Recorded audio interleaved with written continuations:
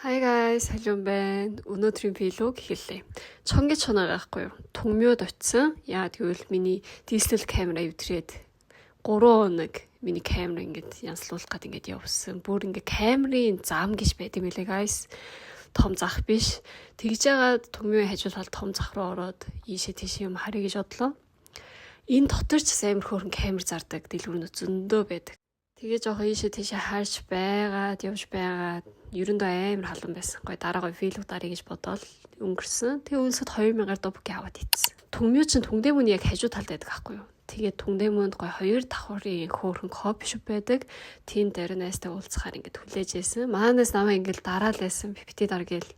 Хаашмаа гэдэг консепт ороод тараад байгаа аахгүй юу? Тэгээ хаашаа явсан гэж Вау, Монгол хоолны газар явсан guys. Би энэ чихэр анх удаа идэж үзсэн. Солонгос үний чихэртэй яг өөр юм бэлээ. Тэгээ өлсөд эзний дараа би ингэ бичлэгээ даарсан. Амар үлсэн байхгүй юу. Тэгээ тэндээс гоё ингээд жимээс чихэр мэхэр өгöd би амар байсан. Энэ минь яг ингэ гоё вау лайсан гоё цэвэрхэн газар байсан. Тэгээ юу хийсэн гэж